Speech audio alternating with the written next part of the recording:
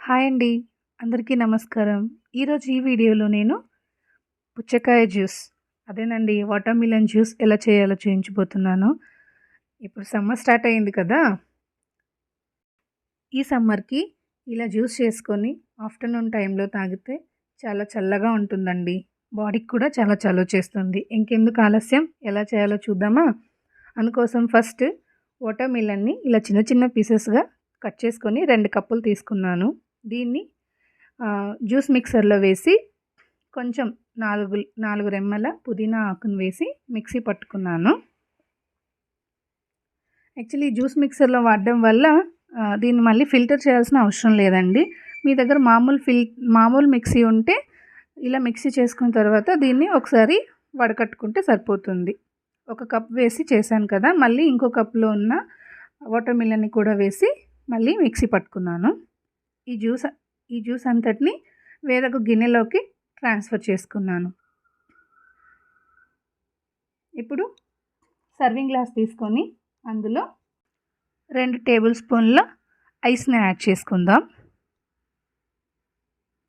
అందులోనే సన్నగా కట్ చేసుకున్న వాటర్‌మిలన్‌ని కొంచెం యాడ్ చేసుకుందామండి. ఎందుకంటే జ్యూస్ తాగేటప్పుడు ఇలా అది పంటికి తగులుతూ ఉంటుంది. ఇందులోనే 1 టీ స్పూన్ షుగర్ యాడ్ చేసుకుందాం. మీ వాటర్‌మిలన్ అనేది చాలా తియ్యగా ఉంటే మీరు షుగర్‌ని కూడా అవాయిడ్ చేసేయొచ్చు. అందులోనే చాలా కొంచెం రాక్ సాల్ట్ అనేది వేసుకున్నాను. మీ దగ్గర రాక్ సాల్ట్ లేకపోతే మామూలు సాల్ట్ అన్నా వేసుకోవచ్చు. అందులోనే ఒక బద్ద నిమ్మకాయ జ్యూస్‌ని కూడా పిండుకున్నాం. ఇప్పుడు ఇందులో మనం ఆల్రెడీ మిక్సీ చేసి పెట్టుకొని ఉన్న వాటర్‌మిలన్ జ్యూస్‌ని యాడ్ చేసుకుందామండి.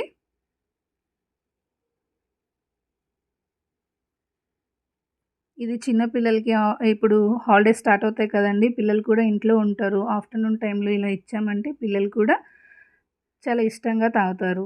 అంతేనండి. దీనిపైన 2 పుదీనా ఆకుల్ని వేసుకొని సర్వ్ చేసుకుంటే సరిపోతుంది. ఎంతో టేస్టీగా ఉండే వాటర్‌మిలన్ జ్యూస్ రెడీ అయిపోయినట్టే. మీకు ఈ వీడియో నచ్చితే ప్లీజ్ లైక్ చేయండి, షేర్ చేయండి. నా ఛానల్‌ని సబ్స్క్రైబ్ చేసుకోండి. Thanks for watching.